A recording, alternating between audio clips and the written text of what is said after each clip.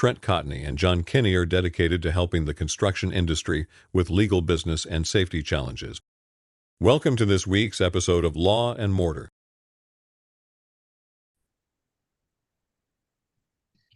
Hey, this is Trent Cotney. I'd like to welcome everybody to another episode of Law and Mortar. And as always, I've got John Kenney here with me. John, how are you doing? Great. As always, it's always great to be here discussing what's happenings in the industry with you, my friend. Yes, sir. It's my favorite time. I get to spend some time with you before we record, and then we get to talk about things now. So you just made my day, man. So obviously, technology is always a big thing when it comes to construction, whether it's roofing or otherwise. And AI is on the tip of everybody's tongue. Did a presentation here recently on it. I know you've talked about it. Early on we saw adoption in customer service and marketing, but I think it's expanded well beyond that, and it's really going to change the industry. So I'm curious to see, with the labor shortage that we currently have, very aggressive immigration policy, how do you think AI is going to revolutionize our industry, and what do you think the next, 5 years look like?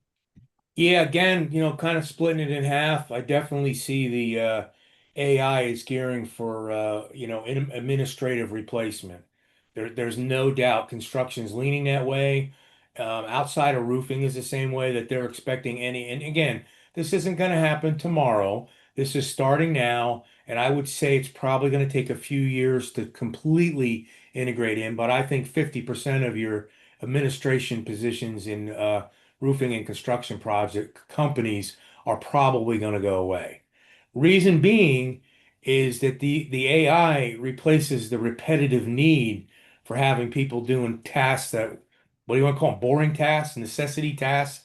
I mean, there's AI bots running with AI are doing some fantastic things out there in scheduling, administrative work. I'm even seeing about scheduling trucks for home service repair. I mean, it's coming. And that was all human related before. Then I think second fold, I'm still a firm believer from what I'm seeing, AI in combination with robotics is going to be a huge player in the industry.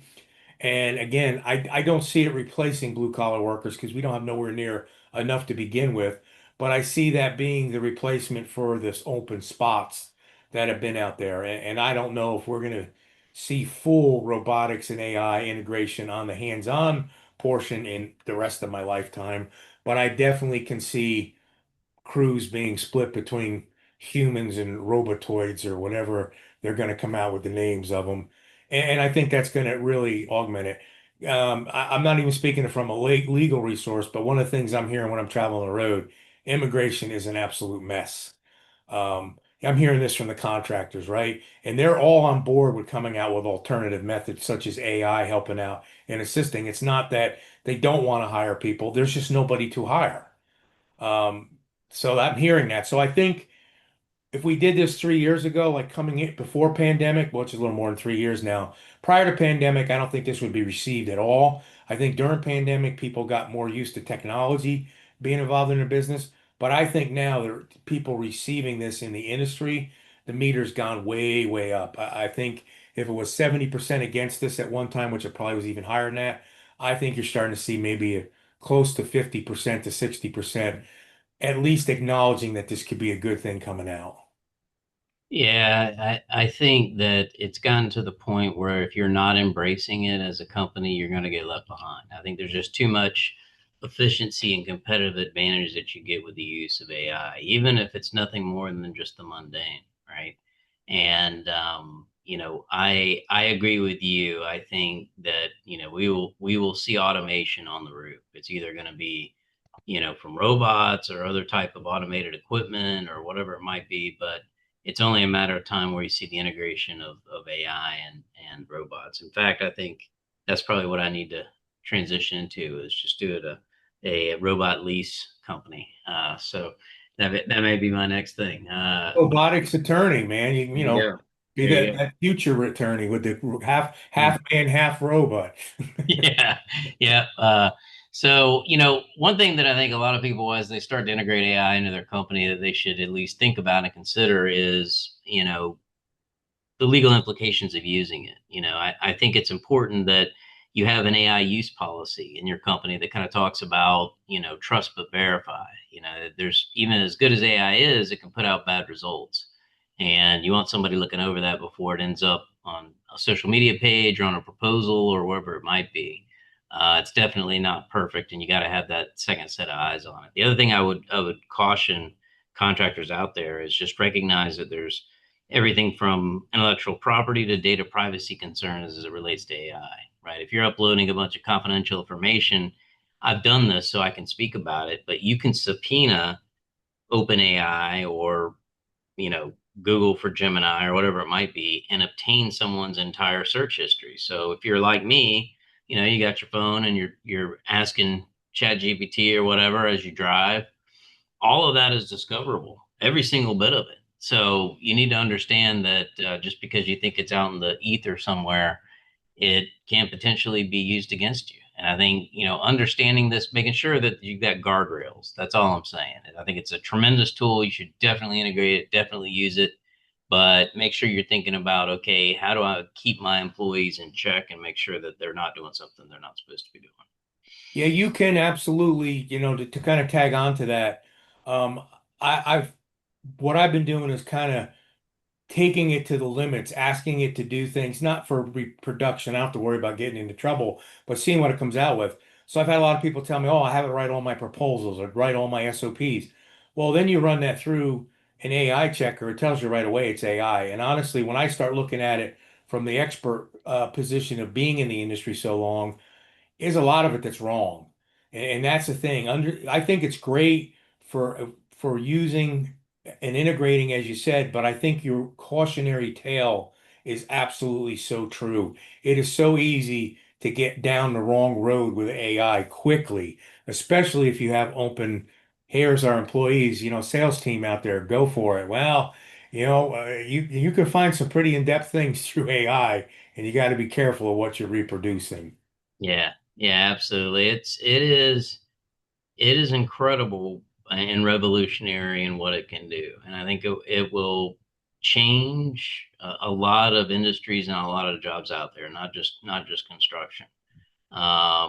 Very, very interesting topic. And it seems like it is growing at an exponential rate, even year over year, what it could do. So, stay tuned. I think it's something that the industry needs to embrace. We have to become more efficient. We're too labor intensive. We got to figure out ways around that.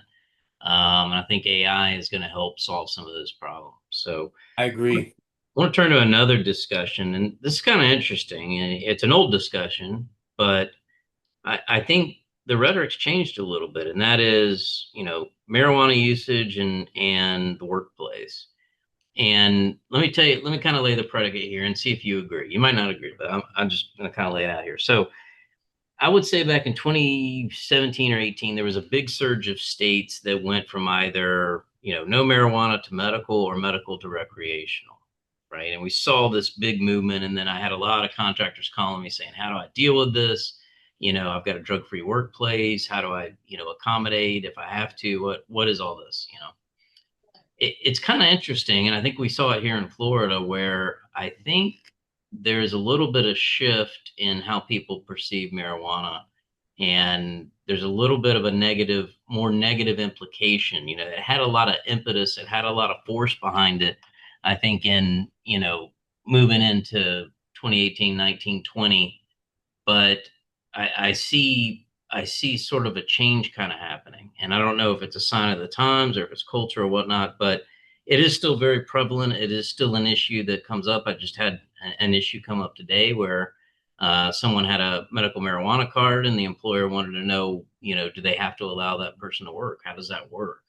And depending on what state you're in, there are different rules. There are some states that have, that are very liberal when it comes to, giving accommodations. There are other states that absolutely are not. I can tell you that safety trumps everything. So you can't be impaired on a job site regardless of what you're doing. Does it, same with alcohol. It's the same thing that with marijuana.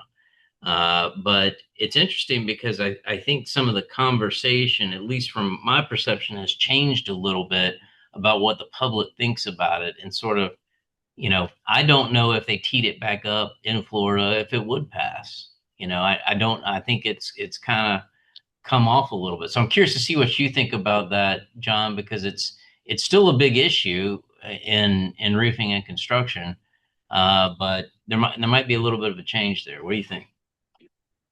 No, I think you gave a really good observation, and I think from my perspective, I see it very similar. That I think the gas is kind of coming out of the balloon a little bit, and I don't know if that's because we're getting more, I hate to use the word data, but we're getting more knowledge about what's happening in the areas where this has been in place for 5, 6, 7, 8, almost 10 years. And I also think there's still so much issues with looking at it from the workplace safety. To me, I want to compare it to you're not going to get a medical card that's going to allow you to drink at work, right? And I think that's where they're starting to make the connections.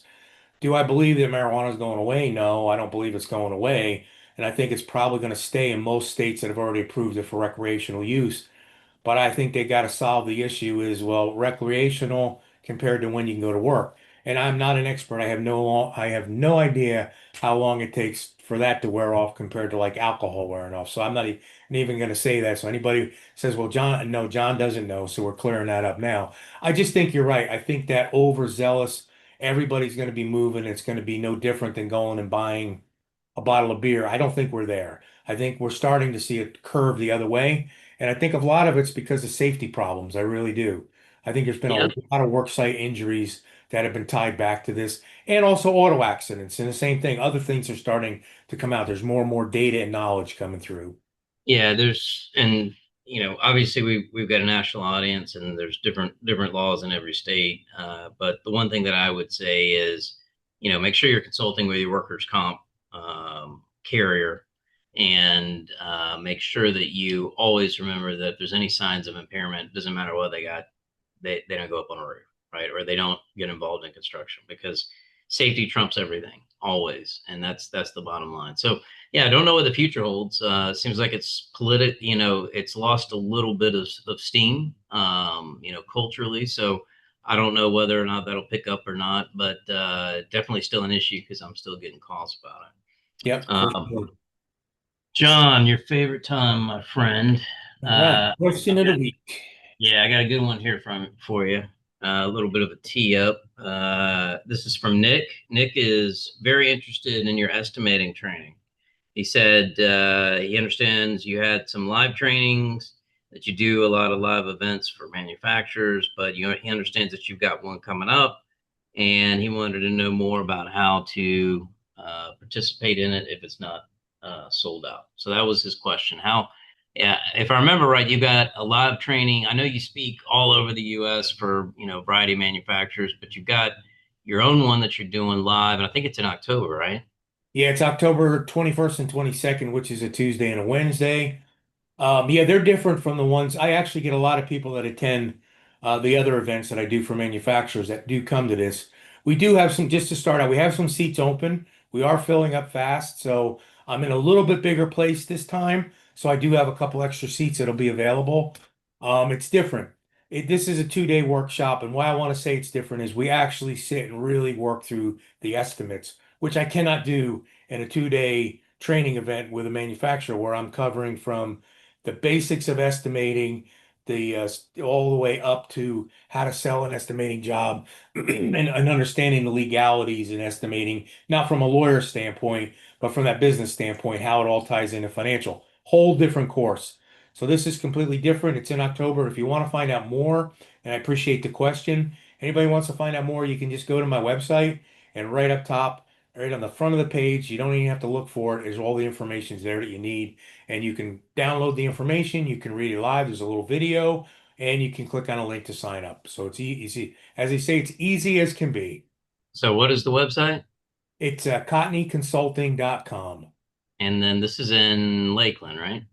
Lakeland, Florida, and it's easy to get in and out of the Tampa airport. I have actually people coming from California this time, so it's easy to get in and out. And there's plenty of hotels within a mile of the training center, all good, nice hotels that you'd want to stay in. So Yeah, absolutely. Great location, great event. Rarely do you get 2 days worth of intensive training on estimating. You're lucky if you can find an hour, and then whoever's teaching it, if they're not you, isn't, it's all real high level stuff. But 2 days, that's going to be a big event. So great question, Nick. Thank you for asking. As always, I want to thank, our loyal listeners. We've been doing this for a while now. I don't know, I think Yep. it's 104 maybe on the Yeah, episodes. it is 104.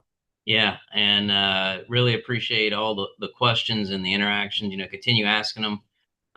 If you have any questions for me, you can always reach out trent.cotney@arlaw.com or hit me up anywhere social at Trent Cotney. John, how can they get you? Same way at John Kenney on social, you find me. And also you can get me email is jkenny@cotneyconsulting.com.